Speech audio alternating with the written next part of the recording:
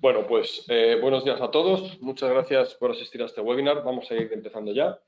Soy David Pérez y vamos a hablar de los detalles de los CAEs o detalles relevantes en el proceso de generación y gestión de un CAE para un financiador. Está conmigo también Rodrigo Morel, mi socio, que, digamos que aportará detalles pues, muy interesantes. Él es el gran experto y, bueno, ya veréis cómo aporta un montón. Buenos días a todos. Bueno, pues vamos empezando. Bueno, primero de todo, para situarnos, también pequeña cuña publicitaria de Creara. O sea, Creara es una organización que abarca dos grandes mundos. Lo representamos en esta diapositiva. Uno es la parte que veis en azul, que digamos son servicios para el gran consumidor de energía. Ahí está, pues, CAEs, garantías de origen renovable, estudios técnicos de teoría energética, etcétera, etcétera, etcétera. Ayuda en la compra de energía y algunas soluciones de equipos, ¿no? Pues fotovoltaicas, vehículo eléctrico, bombas de calor, que aquí no está puesto, pero vamos, también, etcétera.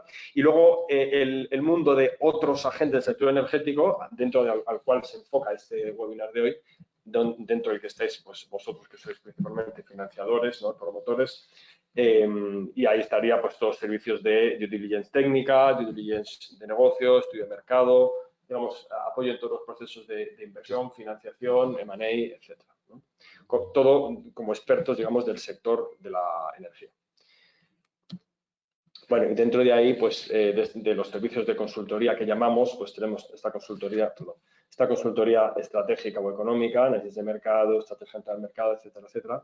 Las due diligence, pues técnicas comerciales, estratégicas, etcétera. Consultoría regulatoria también hacemos a veces. Sobre todo para organismos públicos es esto, pero vamos, la regulación es parte esencial del trabajo que hacemos, ¿no? Todo el sector de la energía está muy regulado y tenemos que entender y conocer la regulación.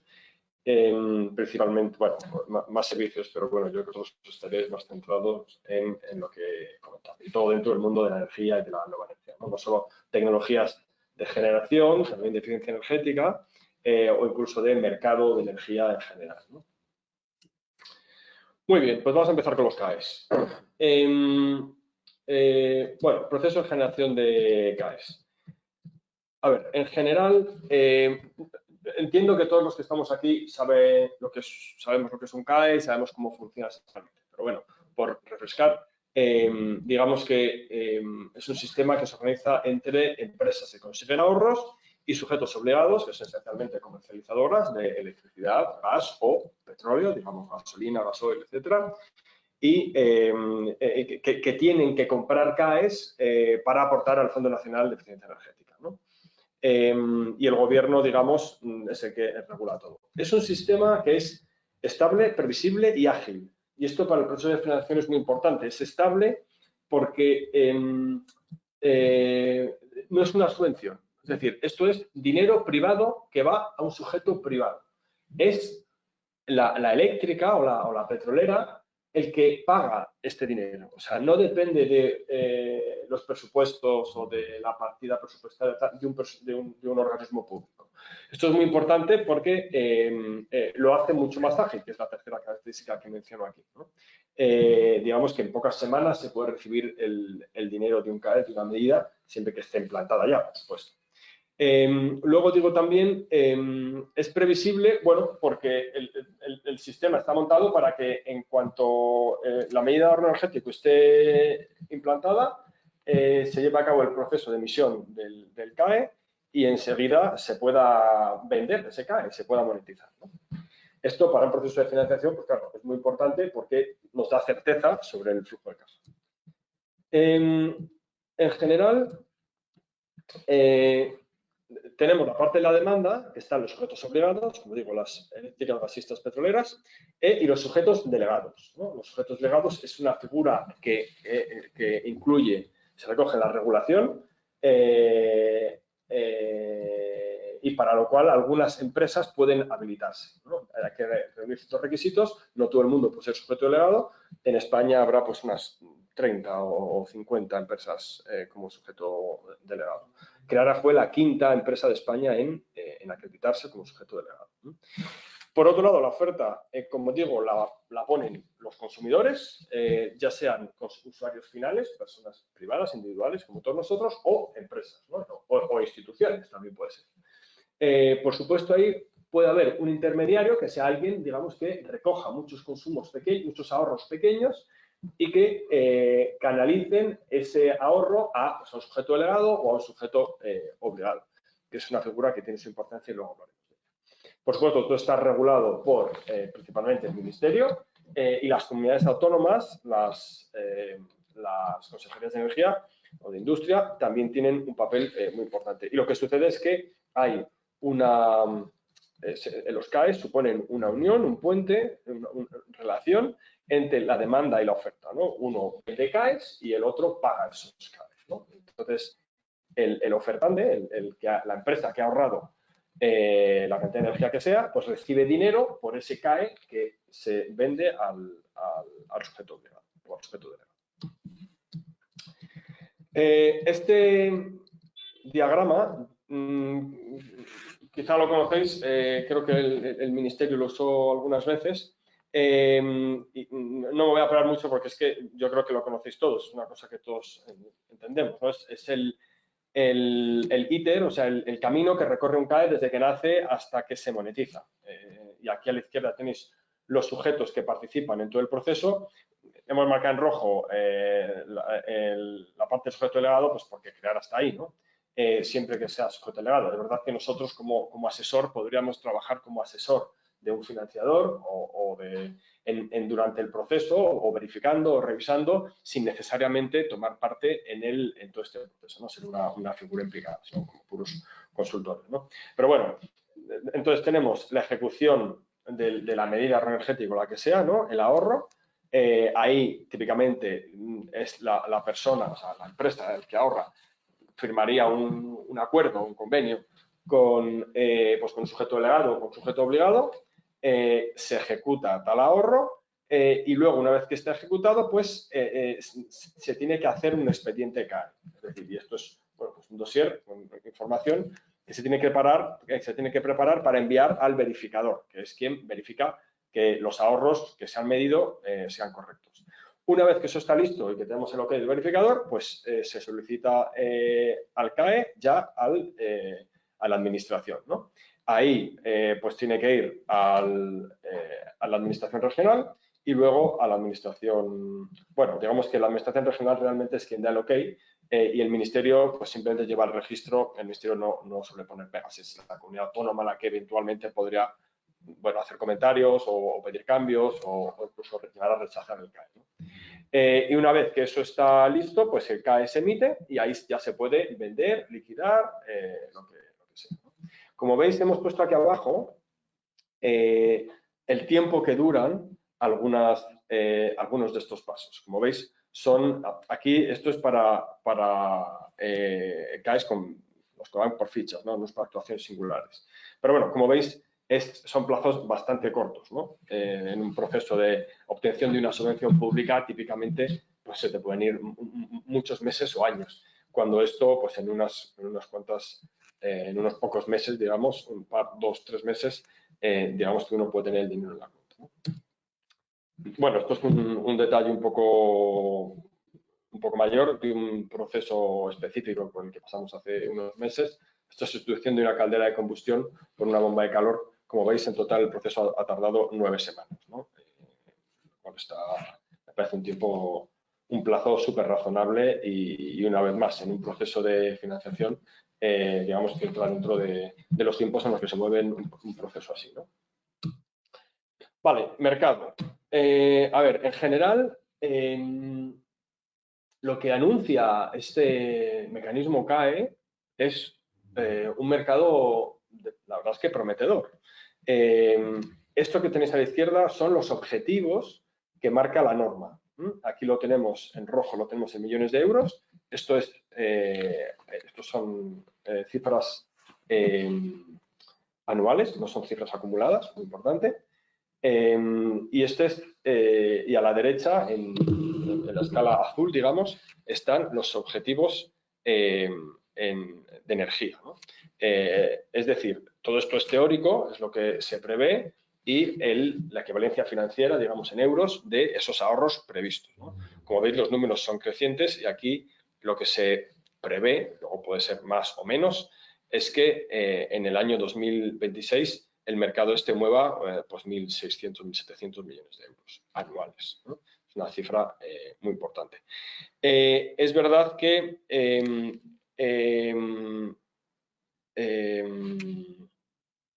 bueno, esto es el tamaño y ya está. Es verdad que las cifras van a ser otras, ¿no? Pero bueno, aquí a la derecha lo que tenemos es el desglose, es decir, una cosa son los CAEs, que es una parte de las aportaciones que un sujeto obligado tiene que hacer al sistema, que puede ser en CAEs o puede ser en dinero. Entonces aquí digamos que desglosamos cuánto va en CAEs y cuánto va en dinero, ¿no?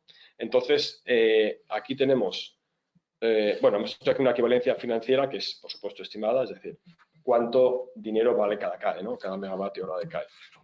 Y en esta transparencia, en este gráfico, lo que mostramos es lo que está pasando a día de hoy. Estos son cifras mensuales, 2024, está en gigavatios hora y en energía también. O sea, ahora mismo, en septiembre, lo que veíamos es que llevábamos ya unos 200, 300 gigavatios hora de CAEs ya presentados, digamos, aceptados, pero por conversaciones y conferencias tal con el Ministerio se esperan 1.500 y esto es una cifra de hace un mes a lo mejor. No, 1.500 es de la semana pasada. O de la semana pasada, 1.500 gigavatios hora de ahorros en CAEs, lo cual implica unos 200 millones de euros de ahorro, lo cual nos dice que la estimación que teníamos aquí atrás, estos 207 millones de euros, está bastante acertada. Digamos que el Ministerio acertó bastante, ¿no? Con el tamaño del mercado. O sea que estas previsiones de aquí atrás, digamos que de momento se están cumpliendo. Pinta bien. Esto se hizo hace un año, es lo que sacó el Ministerio hace un año y pico, y de momento lo está cumpliendo. ¿Vale? Es verdad que a final de año pues tendremos otro número. Por supuesto, el número de CAEs, de fichas estandarizadas, es mucho mayor que el de singulares, pero en volumen de energía, pues es más el de singulares que el de las que van por ficha. Vale, bueno, esto es como marco general, es como introducción. Ahora vamos a hablar de cuestiones críticas que vemos que en procesos de financiación, bueno, algunas veces han supuesto algún problema y otras que sin habernoslo encontrado específicamente vemos que podrían ser un problema. Vamos, a ver, perdonadme. Listo. A ver, Rodrigo nos cuenta un poco los dos mercados que existen para entender qué podemos hacer con un CAE, qué limitaciones tenemos. Sí. Bueno, pues el CAE al final es un documento que se compra y se vende. Lo que se ha establecido aquí es un mercado, pero tenemos que distinguir entre dos mercados. Uno lo llamaremos el mercado primario y otro el mercado secundario. El mercado primario es aquel en el que se realiza una compra-venta de ahorros energéticos que todavía no están certificados como CAE, ¿vale? Y aquí puede haber una compra-venta entre entidades o personas físicas o jurídicas que no están acreditadas para operar en el sistema, o una compraventa donde la adquisición del ahorro la haga un agente que sí está acreditado en el sistema, que es un sujeto delegado o obligado. En la primera tipología, donde ambos, el comprador y el vendedor, no están acreditados, por ejemplo, sería la compraventa de los ahorros en el momento en que, por ejemplo, uno de nosotros va a cambiarle las ruedas al coche y pone unos neumáticos más eficientes, yo ahí como usuario y consumidor voy a recibir una contraprestación por mis ahorros, pero el que adquiere esos ahorros, que sería en este caso un intermediario, el taller o la tienda donde cambio los neumáticos, me entrega un dinero a cambio de que yo le ceda el ahorro. Pero en este caso, este contrato de traspaso de ahorros primario es un contrato privado entre las dos partes, donde no interviene la regulación. Si la compraventa la realiza un sujeto obligado o un sujeto delegado, sí que se tiene que formalizar un convenio CAE, porque será uno de los documentos que se deben validar a la hora de verificar que se ha producido el ahorro y ya estaremos en el proceso de que ese ahorro se certifique, ¿vale? Y a partir de aquí ya vamos al mercado secundario, donde la compraventa se realiza entre CAEs que ya están emitidos. El CAE, como ha dicho David, es un documento electrónico, es un número de serie que tiene por per se un valor porque se puede liquidar contra una obligación que tiene el sujeto obligado con el ministerio. Aquí los intervinientes son o bien sujetos delegados o bien sujetos obligados que compran y venden CAEs ya emitidos. Esa compraventa está coordinada por el propio MITECO como coordinador nacional del sistema, que debe validar las operaciones. Está pensado que a medio plazo la validación sea prácticamente instantánea, electrónica, pero a día de hoy hay que tener en cuenta que no es así. Se entrega la solicitud de compra y de venta entre el sujeto delegado y sujeto obligado y tarda... Está pensado para que fuese prácticamente en el mismo día, pero a día de hoy está tardando entre 2 y 10 días la compraventa en el mercado secundario. Probablemente se agilizará porque hay cuellos de botella a nivel de personal en el ministerio que se irán resolviendo, pero a día de hoy es así. Este mercado secundario todavía no es inmediato. Sí, un mercado secundario como típicamente, digamos, muy supervisado por el regulador. Eso es. Como es esperable, digamos. Muy bien, pues este es el primer aspecto que queríamos dejar claro. Segundo, una cuestión que a vosotros, como financiadores de medidas, bueno, igual no lo financiáis directamente, pero bueno, a lo mejor sí. Como financiador de medidas de ahorro energético, os interesa mucho. Bueno, primero de todo, no lo he puesto en la presentación, pero la fotovoltaica no recibe CAEs. O sea, en general, las renovables, muchas renovables no reciben CAEs, ¿no? Esto es una cosa importante a tener en cuenta. Yo creo que ya lo sabríais, pero bueno, por si acaso, no he hecho una slide de esto, pero que sepáis que no recibe CAEs, ¿no? Porque es importante. Vale, no, aquí de lo que hablamos es a quién pertenece el CAE. O sea, en un proceso en el que hay una ESCO, una AS, que es quien paga la inversión de la medida de ahorro energético, ¿quién tiene derecho a recibir el CAE? El ahorro energético, esa inversión, ese ahorro energético como tal existe, entonces el CAE se genera. ¿A quién pertenece? ¿Al consumidor o a la AS?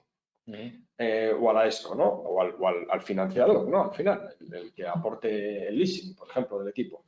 Bueno, pues la regulación dice que a la ESCO, pero ha venido el Ministerio y al interpretar esa regulación ha dicho que no es al Ministerio, que es al consumidor. No es al financiador, que es al consumidor final. Perdón, no es al financiador, es al consumidor final, ¿no? Entonces, claro, aquí hemos recibido muchas preguntas, hemos tenido muchas conversaciones en procesos con bancos, con ESCOs, tal.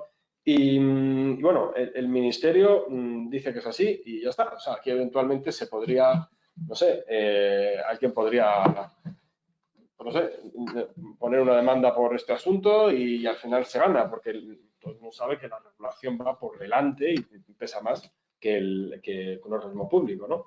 Pero bueno, de momento está así y así es como está. Y al final, realmente, no es muy importante. Nosotros creemos que al final no es muy importante. Lo que es importante es que la ESCO sepa que esos ingresos se van a recibir y al recibirse hay que pensar quién los va a recibir. Y entonces, en función de eso, pues se negocia con el cliente, con el propietario original del ahorro, que en este caso el Ministerio en su interpretación ha dicho que es aquel que paga las facturas. O bien paga las facturas de la S, o bien paga las facturas de un leasing, por ejemplo. Sí. Pero lo que está diciendo es que en el caso del leasing es muy claro. El propietario del activo es el banco, pero realmente ese leasing existe y tiene sentido porque hay un usuario final que lo está pagando. O sea, aquí los CAEs tenemos que verlos más que como un medio para hacer más dinero para el financiador y poder cobrar un tipo de interés más alto, por ejemplo. Tenemos que verlo como un elemento que aporta, primero, viabilidad a algunos proyectos que de otra manera no existirían. Es decir, el mercado para financiarse, de financiación, aumenta, porque hay más proyectos que sin caso no sabría, y porque además reduce el riesgo de la operación, porque hay más caja. Entonces, el consumidor va a poder atender mejor el servicio de la deuda. Entonces, para todos vosotros, yo creo que esto tiene que verse como un punto positivo, esta interpretación, y no como negativo necesariamente.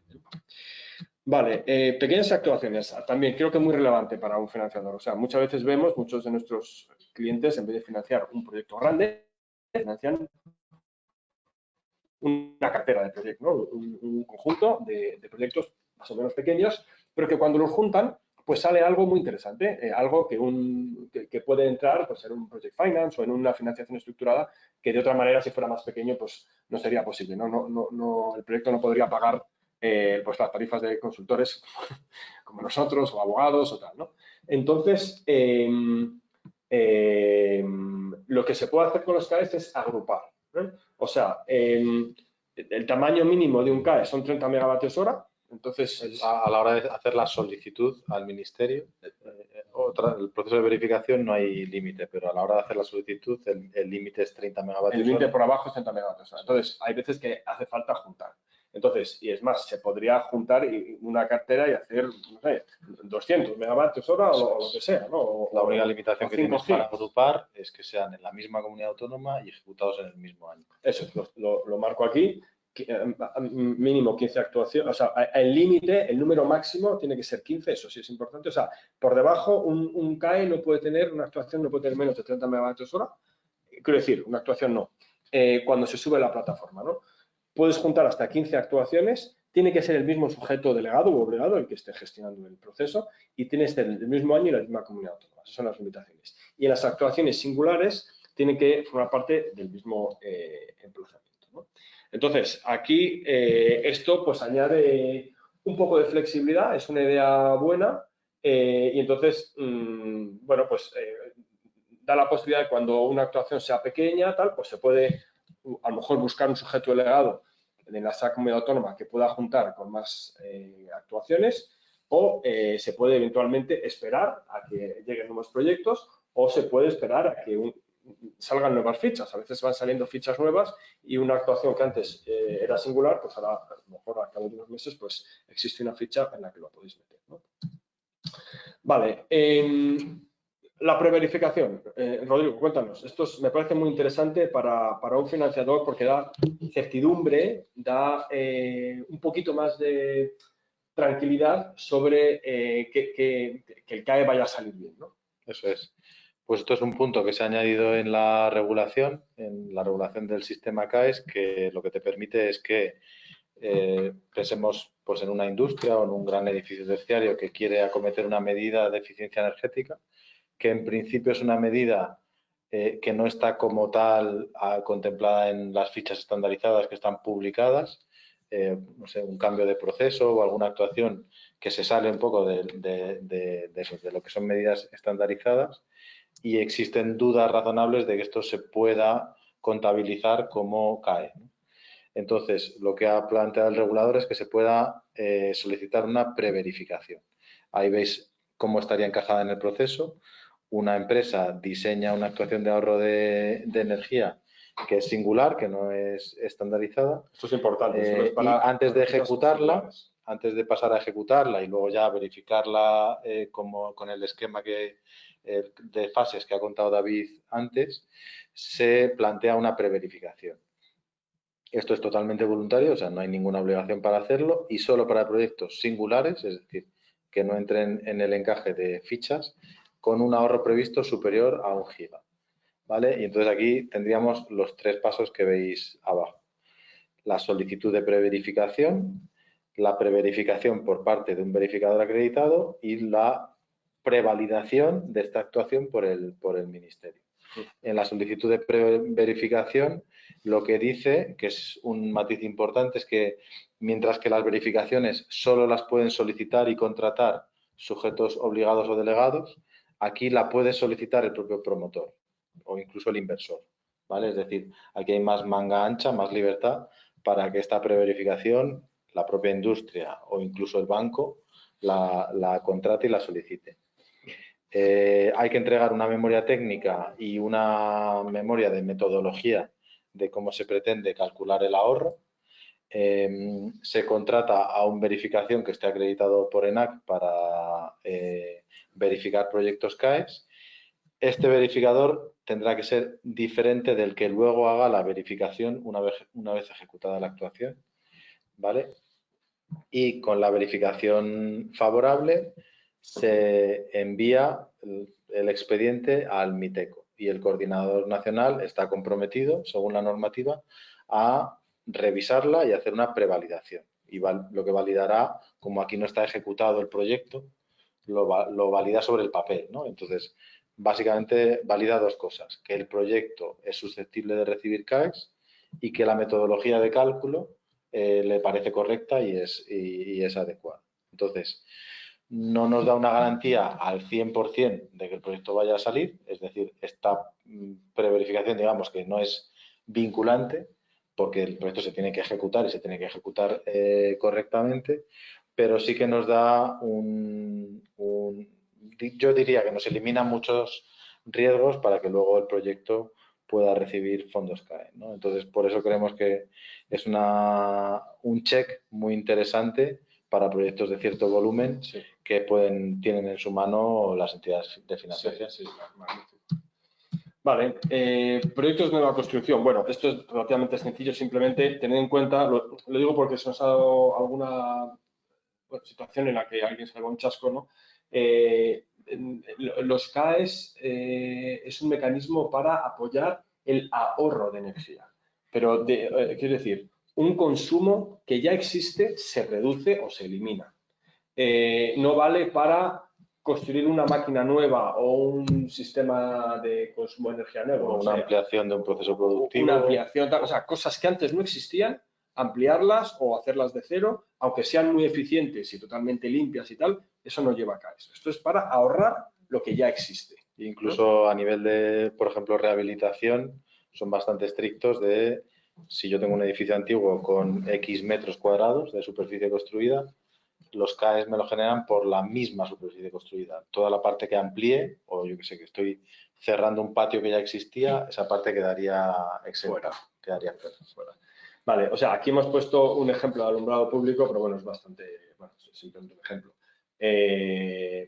Esto es importante porque al principio las fichas que se hicieron ya el año pasado, algunas de ellas incluían lo que marco aquí en rojo, ¿no? O sea, nueva implantación, nueva instalación. Esto ha sido corregido, ¿no? Cuando se publicó la Directiva de Eficiencia Energética, pues bueno, esto se cambió porque no entra dentro de la filosofía de la directiva, que es... la Directiva de Eficiencia Energética es posterior a la primera edición de las fichas. Es de octubre del año pasado, del 23, y estas fichas son de primavera, ¿no? De julio. De julio del 23. Así que por eso esto tuvo que cambiar. Vale. Bueno, hay algunos casos muy singulares en los que una tecnología que consuma combustibles fósiles y que por tanto emitan, pueden recibir CAES. Rodrigo, ¿por qué no nos lo cuentas? Esto también nace de la directiva. Aquí hay un caso prototípico de ahorro energético que sería, por ejemplo, cambiar una caldera de combustión, caldera de gas, con un rendimiento bajo por una caldera con un rendimiento mucho mejor, una caldera estanca. Pues bien, la Directiva de Eficiencia Energética, que entró en vigor en octubre del año pasado, ya elimina la posibilidad de contabilizar ahorros de energía dentro de las obligaciones que tienen los Estados miembros, donde se siga consumiendo combustibles fósiles. Es decir, que ya no es, por ejemplo, ocurre con los vehículos. Un vehículo más eficiente, pero que sigue consumiendo con su combustible fósil, eso no se contabiliza, no lo pueden contabilizar los Estados miembros como ahorro de energía.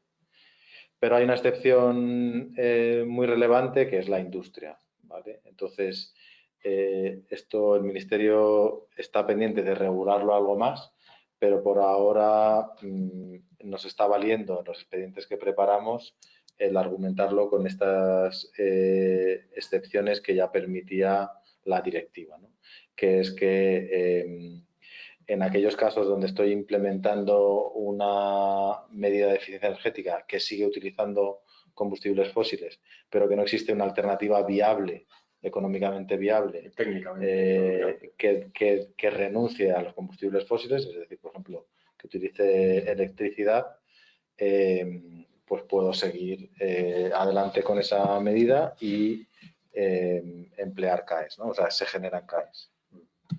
Muy bien. Vale, y entonces hemos hecho un resumen de los riesgos que vemos en un proceso de financiación. Si vosotros lidiáis con CAEs, con inversiones que gestionan CAEs, pues hemos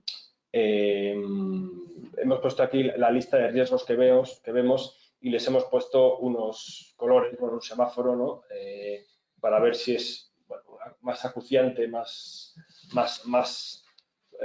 abundante o menos, ¿no? O sea, pues el rojo sería lo más abundante, el verde lo menos abundante y el amarillo intermedio. Entonces, yendo uno a uno, primero riesgo de precio, bastante evidente. O sea, uno, si no sabe a qué precio va a vender el CAE, va a vender el ahorro, pues aquí puede haber una holgura en los ingresos que vas a recibir, ¿no?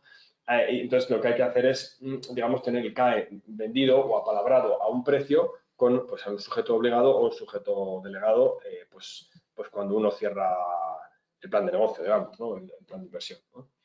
Después, cuellos de botella. Esto hay que tenerlo en cuenta, es la única que nos marca en rojo. Hay cuellos de botella en verificadores y en el ministerio, me parece que es, ¿no? El ministerio. En el ministerio, sí. Sí, o sea, a día de hoy. A día de hoy, o sea, esto se resolverá, pero a veces el mercado tarda en reaccionar por la parte de la oferta.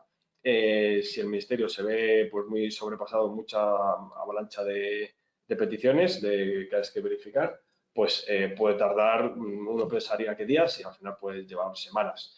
Y el verificador, pues igual se te puede ir a meses. El verificador, ahora mismo hay 7 empresas acreditadas, a su vez las empresas están buscando más técnicos para hacer verificaciones y se redimensionará. Claro, son empresas con el privadas tiempo y se resuelve, levantarán. pero en los próximos meses, si Pero estáis es en un verdad que a la proceso, corta, sobre todo si hay que cerrar el año, tal, pues podría dar algún susto, ¿no?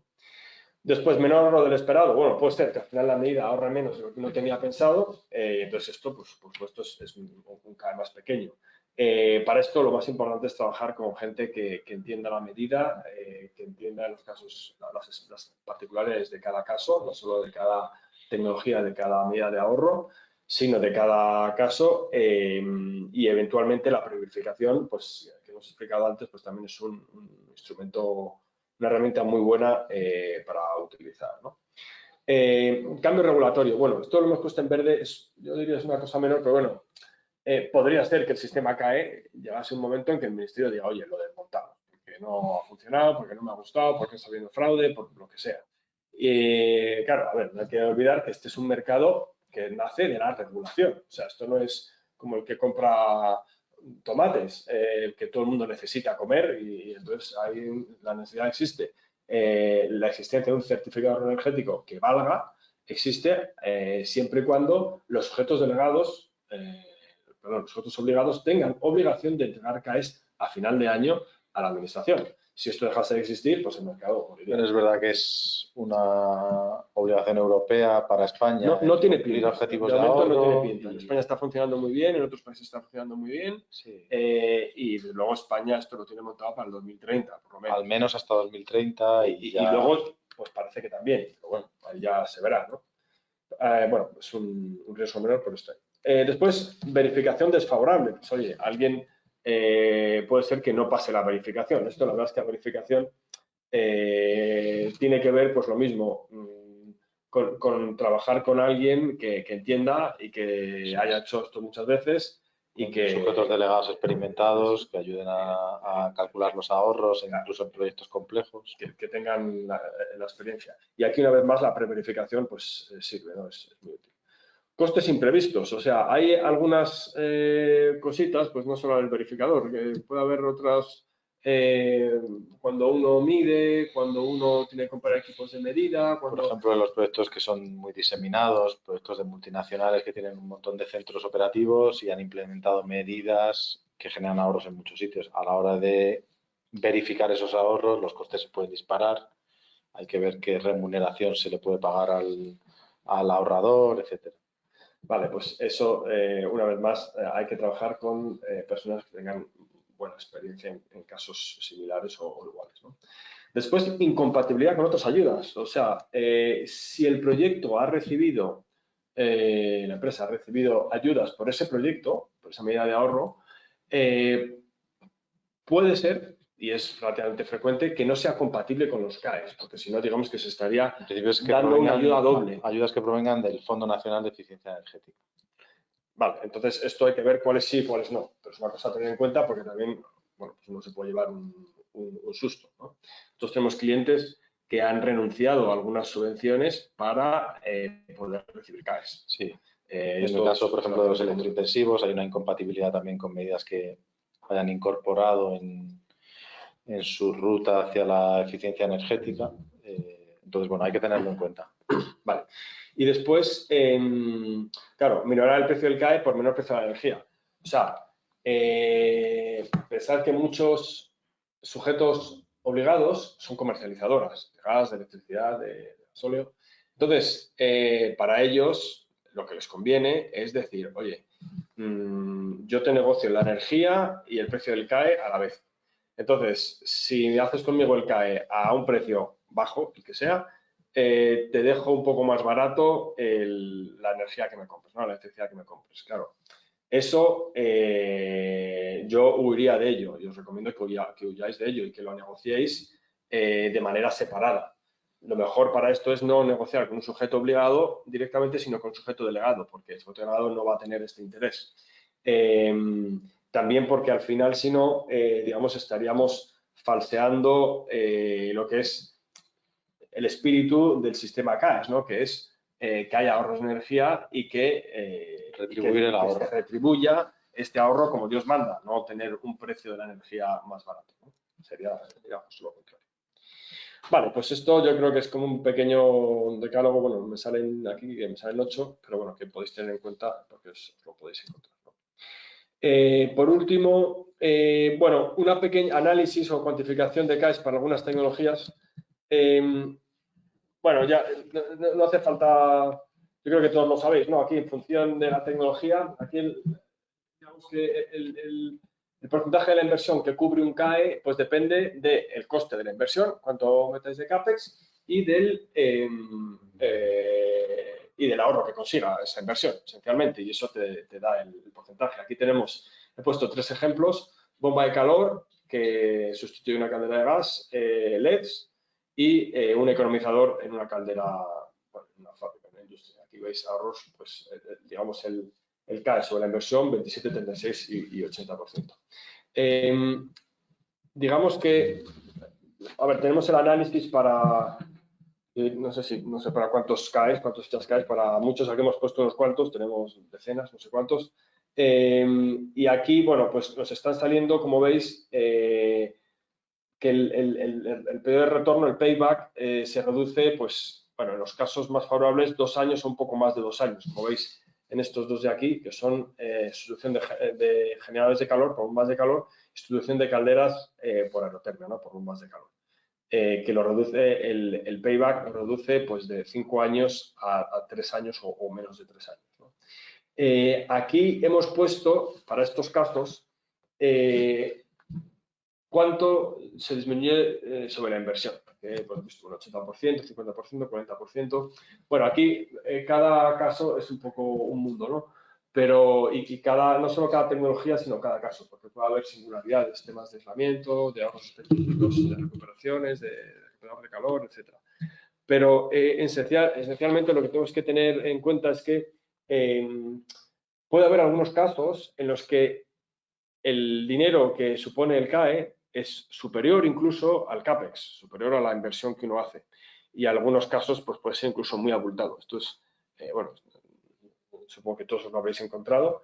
Es una muy buena noticia, ¿no? Para el ahorrador, para el consumidor. Pero bueno, tampoco es algo que nos gusta muchísimo, ¿no? Porque el regulador pues podría pararse a pensar si es razonable o no es razonable. Al final esto es una cosa, cuando hablamos aquí internamente, me dice siempre Rodrigo, oye, esto es un mercado y entonces a lo mejor hay que, simplemente el precio que se asigne esto pues podría ser un poco menor, efectivamente, ¿no? En cualquier caso, lo que vemos es que los ahorros más importantes, digamos el peso más grande del CAE respecto de la inversión, del CAPEX, será en procesos industriales generalmente que aprovechan calor residual, ¿no? Y que están alimentados por combustibles fósiles, por gas natural o gasóleo, si hay todavía, principalmente. Aquí hemos puesto algunos ejemplos, ¿no? Procesos de producción de vapor, de secado, de hornos, de cogeneración. Aquí lo que estamos viendo es que la mayoría, o sea, 3 de cada 4 proyectos, reciben por el CAE un importe superior, más alto, de lo que invirtieron. Eso es, el CAPEX realizado. De CAPEX que... Sí, esto se basa en la metodología de cálculo. Al calcular los ahorros de un año, y estas tecnologías normalmente lo que estamos hablando es gas. El gas hasta ahora ha sido relativamente barato, pero aquí no se diferencia. Sea el ahorro de electricidad o de gas, se te remunera igual, porque el cálculo se hace contra kilovatios hora ahorrados. Y además aquí se añade que el ahorro es a nivel del contador, con lo cual en tu proceso tú tienes unas ineficiencias por el rendimiento de las calderas o por la conversión de PCI a PCS que te van reduciendo la cantidad de gas que tú estás ahorrando, pero en el cálculo del CAE todo eso se te añade. Entonces, eso hace que los ahorros calculados sean muy elevados y, como dice David, con respecto a la inversión, pues tienen mucha relevancia y nos estamos encontrando con casos donde el 80, el 90, el 100 o incluso el 120% del CAPEX que se ha destinado a esa actuación se recupera a través de CAEs. Muy bien, bueno, pues esto era lo que teníamos preparado. Si tenéis alguna pregunta, pues la podéis escribir ahí. Hay una sección de preguntas. Por favor, escribidla. Esperamos un par de minutitos por si queréis hacer alguna pregunta. Nos vemos ahora en un par de minutos.